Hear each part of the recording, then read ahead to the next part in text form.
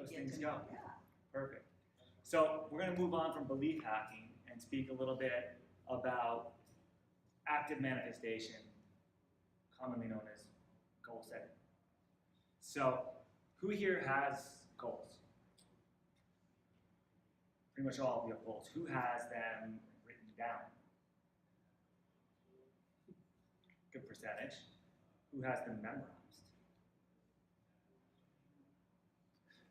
So there was a couple of different studies done. One of the best studies that I've seen was they followed over 200 people for 10 years.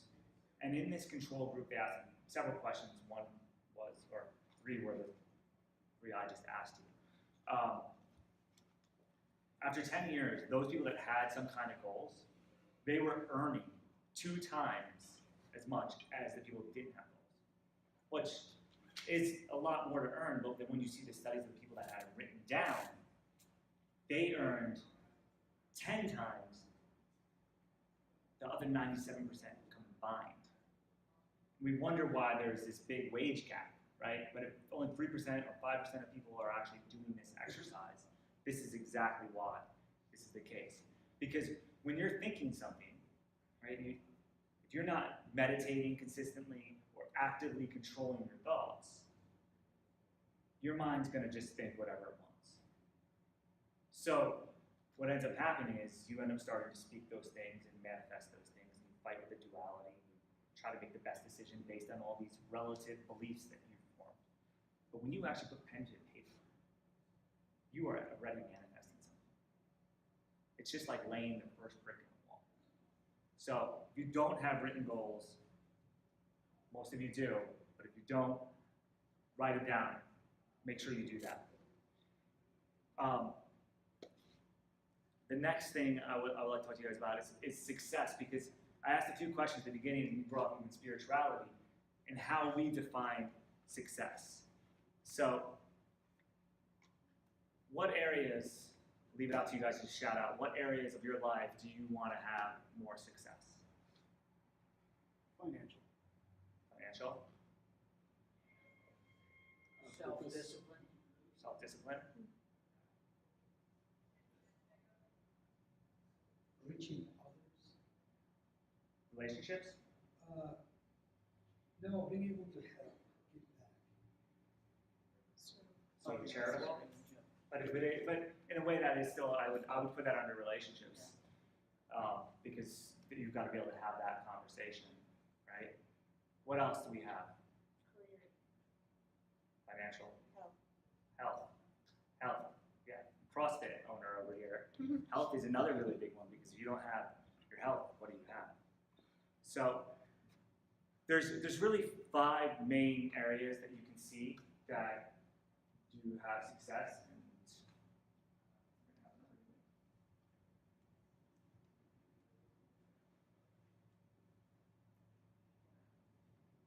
I think it's good to over everything. So there we go. So for me, I choose health as probably my primary. It flops back and forth between spiritual and health. But if you don't have your health, it's hard to do any of the other ones. So I like to set all my goals based on these 5 areas: my health, my spiritual, my talent or my personal development. So talent would be like specific skills. I want to be a better golfer. I want to be better at math. I want to be better at any specific thing. You practice and develop that talent. And I can send this to you guys, or I'll share it with you guys, or I'll give you my email and you can just tell me if you want it and email me. So your talent, your personal development, then you have financial, and then you have your relationships. If you actually practice what we were talking about before in the belief hacking and with your thinking, you can develop strategies for yourself to get all of these. A lot of times you'll see people focus on financially, right? And then what happens? They've got problems in their marriage, they never see their kids, they're not feeling well, they're sick, they're angry all the time, They have an ego that's out of control, and they're definitely not the most spiritual people. But they have a ton of money. And that's where we see this money's the root of all evil. It's actually the love of money. That's written. But it can be if that's becomes your deity, right? But if you can have a balance, you're set to go on all this stuff. So as long as you're focusing on these 5 areas, you're going to be good to go. So the next piece I want to talk about is how do we do that? And that's by having a mission-oriented life. Instead of just being about goals and achieving or acquiring things, and that's what we usually. There we go. We have to actually have a mission. My mission is to bring more light. Is to get people inspired to go do what they want to do. I had a lot of really good ideas when I sold my advertising business of all these different things I could do. And even now, I have some great ideas of projects I would love to go work on, but I only have so much time to do it. And I actually really love what I do right now. I mean, the look on people's faces when you say, I own a racetrack, or I own 2 racetracks, and that's what you do for a living, is priceless. But also, I get a built-in audience that I get to reach all the time and have a little positive vibe, and they don't even know the program is in there. And that's super exciting for me. Now, I've got technical expertise, and I had this idea using a way so when you walk, it recharges your phone, and I'm trying to figure out a way to make it small enough that it actually is in the phone, and you never even have to plug your phone in. As long as you're walking, it's charging. And the technology exists to do it, and nobody's applied it. And I'm like, well, maybe I should go spend time doing that. And then I got another idea of how you get condensation out of water, or out of the air to make water in places that you can't get water. And I'm like, oh, I could go spend time doing That's that. my idea, you got that from me. There you go. So the thing is, though, I want to inspire you to go do that. I want to inspire somebody else to go do the other one. That's really got the technical expertise, that doesn't have to learn the 12 things I would need to learn. That's their passion. So for me, to inspire everybody else to do these great things, it's kind of channeling to actively manifest it so that this world becomes a better place and we have access. There is no more war. There is no more famine. There is no more greed or intolerance or any of these things, because life is so exciting when you have a mission-oriented life. You don't get distracted by the judgments or the little games or whatever else, because you're in that moment, and every moment's that meditation. Every moment, you're living your purpose. So having a mission-oriented life allows you to encompass goal setting within it. Does that make sense? Yes. Makes dollars too. Yeah. Yeah, it makes lots of dollars. So in order to do that and be successful about it, you want to dream so big that the problems seem small. And I have a plethora of examples that I used to use, and I keep going back to one with Elon Musk. Do you ever know who Elon Musk is? So this guy, he goes to PayPal, and he's just a new programmer out of college, and he wants to go work. I'm sorry, not PayPal, Netscape. He wants to work for Netscape. He walks in, and he's too petrified to even talk to the receptionist. He just sits down. They never call him. He sits there for over an hour. And he's like, you know what? I'll start my own company. And he leaves. So then he starts PayPal. He sells PayPal for $100 million, roughly it takes. And he starts Tesla and SpaceX. It's going to completely change the way we drive. And he wants to colonize Mars. He's got $100 million. Those are some lofty goals. He gets to the point where he's sleeping on his friend's couch because he doesn't have rent money. And if his rocket doesn't work this time, it's failed 3, he's done. He's completely done. And that 4th time, it actually worked. So being homeless was small in comparison to what he's trying to accomplish. So how big are you dreaming? Are you limiting yourself? And that's where you want to get. How do you get there, though? I read his story. He's a South African, but I mean, he was on another level. The guy's just totally radical. As we were talking about before, we all are exactly where we are right now. But as we start pulling those limiting beliefs, you start to develop a lot of confidence with things. And you start to realize that anything is possible. You start to realize, the next bullet, go the extra mile. Go the extra mile, and good things start to happen. You can always do a little bit more than what you're doing right now. So just give it that little bit of extra. And I'll give you another example for the go the extra mile. Tanya mentioned that I recently bought San Antonio Raceway. We're coming up on a year. But a little bit over a year ago, a gentleman that worked there started working for me at my motocross track because that business, the San Antonio Raceway, the old one, got foreclosed on, business failed. So he came to work for me, and he was mowing the lawn. That would give him some more tasks, and he would do them really well. And then he would always surprise me with more. And all of a sudden, the grounds at my motocross track, 105 acres, are completely cleaned up. It looks like a golf course.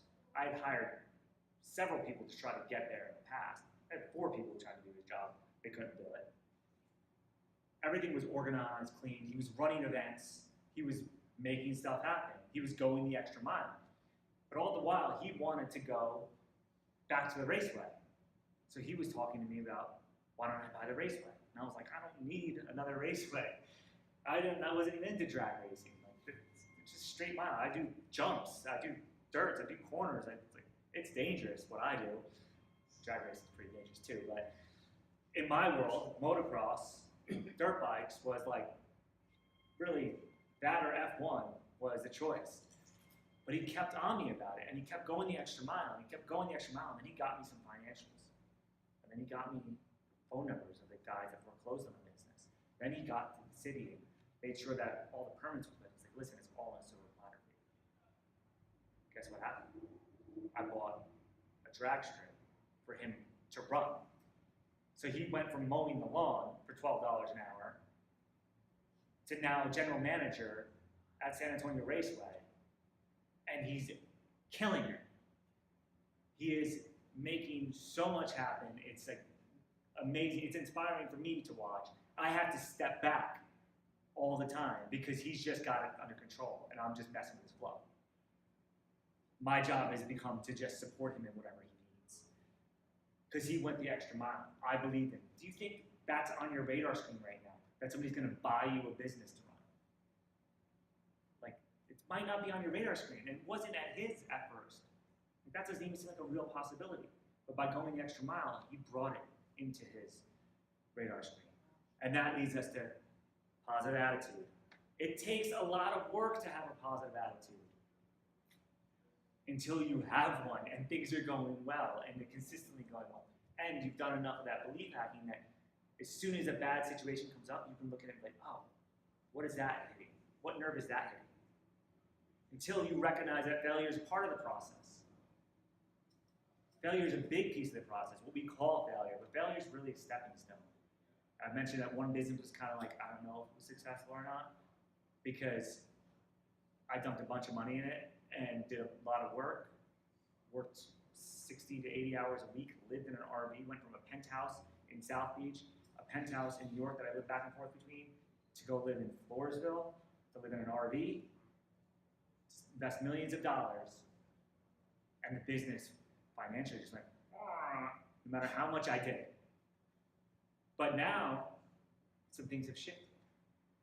A lot of it is in me that's shifted. And I've learned a ton that made me ready for the San Antonio Raceway. You asked me a year ago how I was feeling. It wasn't so good. I wasn't feeling like failure was part of the process. I was feeling like, oh my gosh, it rains another weekend. I don't know if I'm going to get out of bed for the next month. And now that business is coming back around because I've changed, because I've done this work, because I've done this belief, because I have a positive attitude, because I'm going the extra mile.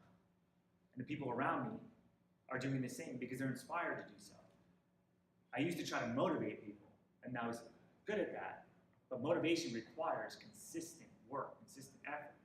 When people get inspired, then purpose comes out. So the final piece is you don't have to own the company. You can think of your employer as your investor. You can think of it on-the-job training. If you do these things, if you go the extra mile, if you have a positive attitude, if you understand that failure is part of the process, things are going to shift. You might not be able to see what's going to happen next, but if you've written down what you want to happen, and you do these things, magic will start to happen. The universe will shift. I like to use an example of buying a car. You want a new car. The first thing you should do if you want a new car, you need a new car, and that's what your thing is, go test drive a bunch of them, figure out which one you want. Even if you don't have one, go figure out which one you want. Go figure out how much money you actually need, what the financing options are, what the details are, how far that bridge is for yourself. Because what you'll do is you'll start making some changes. You'll figure out, you know what, I need to make an extra $100 a day to be able to buy this car. How do I make an extra $100 a day? Well, maybe I'll stop going to Starbucks every morning and save $5 there. I'll pack my food. I won't go out to dinner. All of a sudden you start saving $50 a day very easily. Now, it's not the $50 a day that really makes the difference, believe it or not. It's the way you start thinking about things. You start being able to make short-term sacrifices for a long-term gain. And the universe recognizes this. And cosmically, things start to shift. The day you didn't walk into that Starbucks, you've changed your destiny forever. Little changes actually make a huge difference. You might get that second job. You might be that right employer that sees something in you. It might be a part-time thing that turns into something huge. You might meet a customer. But just by having these attributes, going the extra mile, having a positive attitude, knowing failure is part of the process, not seeing problems as problems because your dream is so big, then things start to happen. And people see it in you, and it's contagious.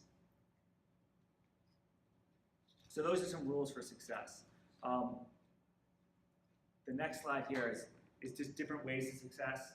We're starting to run out of time here, so I'm going to just speed things up so you guys have some questions. But hard work and determination. It didn't change. Yep. There we go.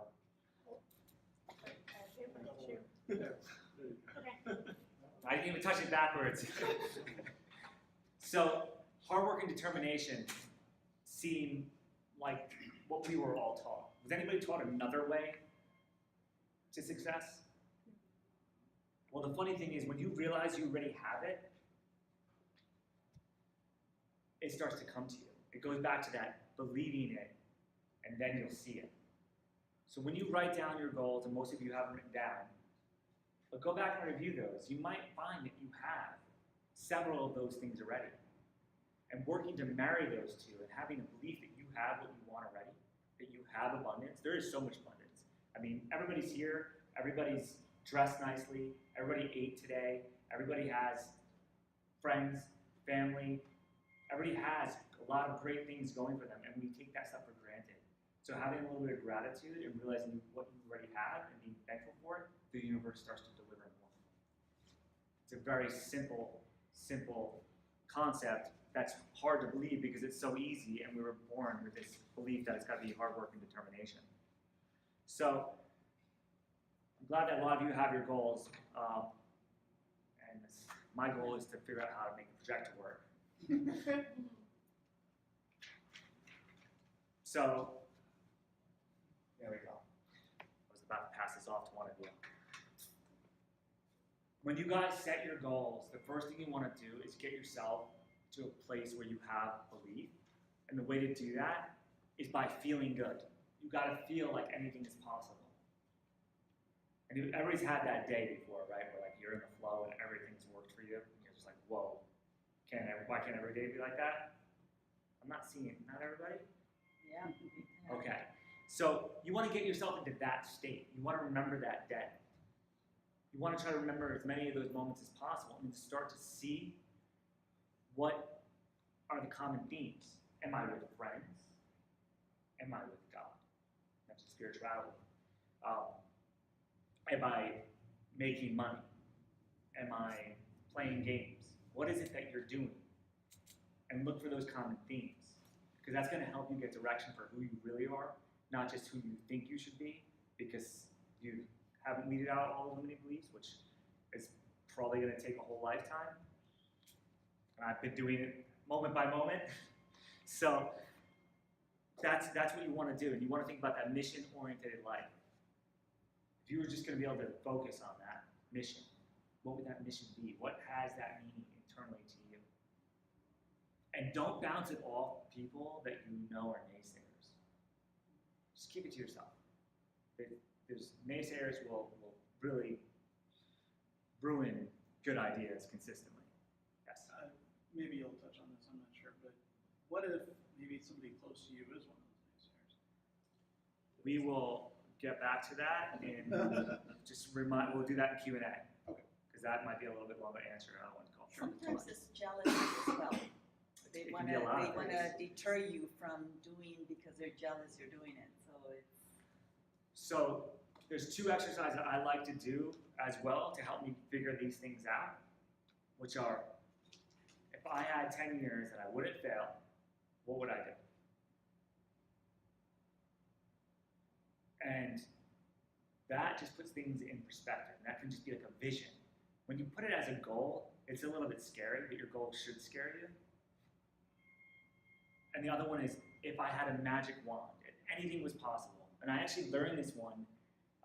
I used to have to do boiler room sales. I mean, $250, $300 a day selling computer training or events. And it was crazy because I'm 21 years old and I'm calling CEOs of large companies trying to sell them $80,000 packages in a 20-minute phone call. High pressure. It was pretty crazy, but it was also a great learning experience because you can be anybody on the other end of that phone. One of the things I developed was, finally just said to one person that was on the verge of buying, but there was something holding back. If you had a magic wand, what would you do to make this deal make sense for you? What could we do? And they listed out every single objection they had. And they didn't even realize they were doing it. And I was able to go back and solve 8, maybe 10 objections. And the fact that I was able to do that was so powerful. I used this consistently. And then I started using it on myself. And actually, I used it on my friends that were stuck first. And I would say, well, if you had a magic wand, what would you do? And it's just, I would do this, this, and this. Every problem. And then finally, actually, it was more recently that I used it on myself and realized, well, I should have asked myself this a long time ago. But it's a very powerful tool. The next piece is making micro goals. So if you have trouble achieving goals, or you have in the past, because we don't want to have a limiting belief, right? I never make my goals. Set an easy one. I don't care if it's to eat an apple every day for the week. Health is important to you, you gotta eat more fruit. Eat an apple every single day, have one salad every day. Something you know you can possibly do. Just do it for a week and set that micro goal. Once you do that, you'll build momentum for more. You want to make it a daily measurable action. Something that you can know you've accomplished, something that's quantifiable. At least to start. You can do the quantitative ones like I feel good, or I'm happy, or my relationships improve. But you definitely want to have some quantifiable ones, because when you look back and you can see that I've done this, it creates that momentum and that belief. That being said, I believe we're at Q&A. So, naysayer. You've got somebody that's close to you that's a naysayer. Don't tell them. Don't tell them. It's that simple. There's so many reasons, so many things going on with them. Don't tell them. And if you're really close to them and you have to be with them all day, it's your spouse, your partner, there's a little trick that I've been using that actually works surprisingly well. I've been telling people to keep shining their light. Even when they don't seem to have any. But it goes back to that, when you believe it, you see it. And I've noticed that when I say that to people, their attitude starts to change. They start to feel appreciated. They start to feel cared about. They start to feel like things are possible for them. So try to find things like that you can say to people around you, those naysayers. You might say that if they're really a naysayer and they're really a bad place, they might snap at you. Why are you being so sarcastic? And you got to go another angle. But try to see goodness in that person so that there's not a possibility for them to come at you with something negative. Yes? Touching on what he said, what made a difference for me is being around like-minded people. Mm-hmm. When I quit my job, I myself wanted to go back and beg for them to take me back. Everybody was friends, relatives, the wrong people just telling me, what are you going to do? I mean, well, but we done, and I believed them. And then I walked into Geekdom, and I was a member already, and one of the guys says, what happened? I said, I just quit my job. Great! And I look at him, I said, worst case scenario, Anthony, you're gonna sleep on somebody else's couch. I'm 58 and I'm sleeping on somebody else's couch. Right now, we're working with the guys worth $600,000 a night with, he did the drop box and the dry box and stuff. But he even crashed in my home. So that was encouraging. Everybody was like, no. What do you do over there that you can't do for yourself? Screw it. Okay, new website, did one in 30 minutes. And then he tells me, you're 500 years old, Anthony, so I made it more contemporary, more nicer. You fix it later. And he was there at the beginning too, when all these things seemed impossible, but the difference was the like-minded people. Yeah, it's a big piece of it. And that's one thing that also happened to me when I first got successful. I tried to bring all my friends along. It was a bad move. And even years later, when I tried to help them out, every time it ended in disaster. So as you achieve success, there's some people that you're gonna have to let go of, unless they're willing to make the changes that they want to make. But don't let that stop you, because you should be happy. You should be absolutely happy. There's no nobility in poverty. There's no nobility in being unhappy. And that loyalty that you feel like you need to have, well, then if they really had loyalty, they would just accept you for who you are and support you. And if they can't do that, then it might be time to cut ties. What do you got? I have tried in the past to flip a naysayer, and what happens is they take it as you're trying to take away their identity, because they identify with who they are. And so it's like saving someone who doesn't want to be saved. They might drown you in the process. Yeah, and I wouldn't spend a lot of time on that, but remember, they're going to be what you see them as. There is a reflection of you in there. So refusing to let that bring you down, refusing to let it be your problem, is a big piece of it. But I did mention, when I get around those people, I'm not strong enough to change everybody into that place. So I would rather just walk away. I would rather just walk away and not have any of it even enter in my realm of thought. And it's a big thing with TV today. You watch the news, it's negative. You watch most TV shows, you can be sure enough, if my wife and I watch a show or a movie where couples are arguing, we're going to be arguing in the next 24 hours. It's like clockwork, and we don't argue. It's like we have such an amazing relationship. It's so rare. It's like 99% of the time, it's after we've watched This Is 40 or something. So you don't watch This Is 40? we don't watch any of this. Modern Family. Any other questions? So then is it all about personal will, and does it come down to quantum physics? Wow. There's more than quantum physics, right? Quantum physics is trying to explain the spiritual world at the end of the day. It's energy. So I believe it comes down to spirit manifesting. And will is a big piece of that, in creating what you want. And that's active manifestation, and it takes effort. Some people quit smoking cold turkey, and they never touch another cigarette again. And that could be the same with the mindset. You wake up one day and you say, I'm going to be happy, successful, and I'm going to be kind, and it just happens. Yeah, the day you stop believing that you need to smoke, or the day you believe that you can quit cold turkey, is the day you quit cold turkey. day you believe you need to smoke again is the day you start smoking again. It's what you believe is what you end up manifesting consistently. It's just we're in our habits. We're ingrained in our habits. And our habits were created when we were so little. We forgot.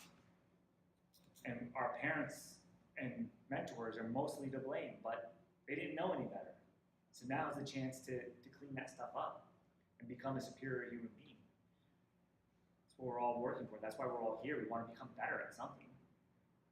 I don't think anybody came here and was hoping that they could feel bad when they left. I think you guys all have whatever you need. You were born with everything you need to be successful.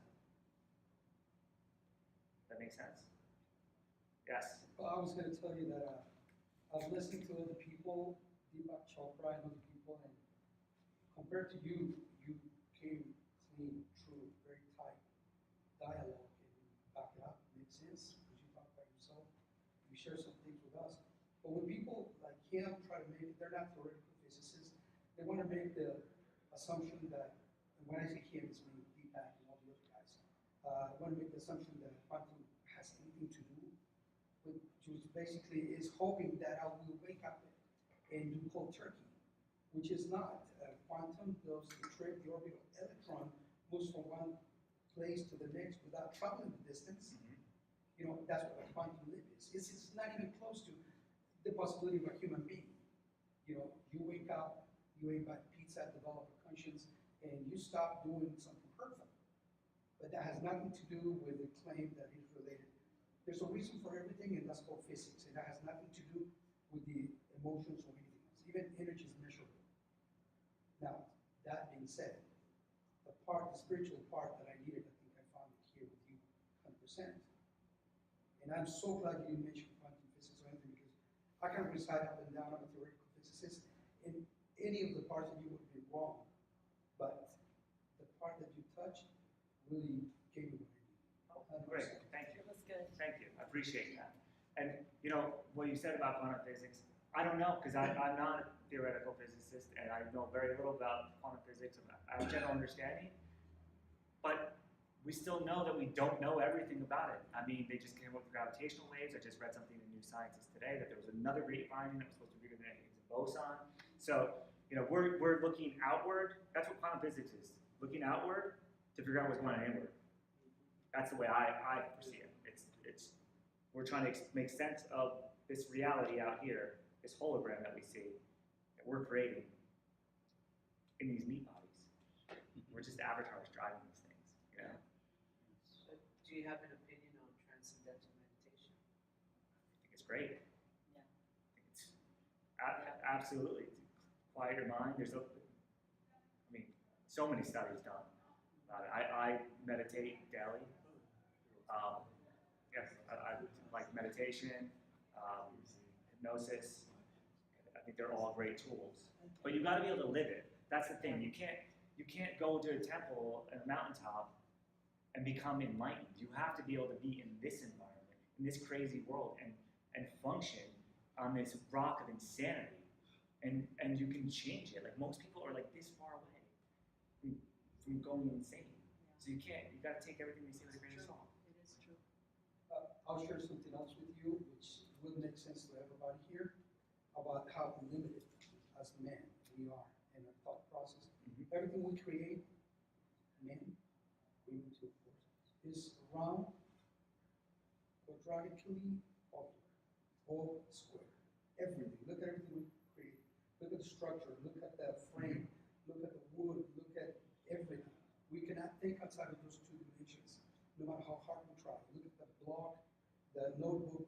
Look at everything. It's either squarish or ocular. Yeah. Rounded. Everything. We cannot, and nature is really different. And that's when you touch, like a pole painting that mimics nature. I mean, I don't know if you realize how big it is. I mean, it is for me too. Yeah. A privilege to be here and listening to you, but it takes me away from our very limited and humble appreciation and creation. We cannot create nothing that's not round and square. And look at a tree outside. And Yeah. you have brought that in as starting with what? Going back to something that will allow you to put it in perspective and either break it or change it. My father's in pain, I need to give him a hug. You know, and nowadays give you that Yeah, well, thank you, I appreciate that, that means a lot.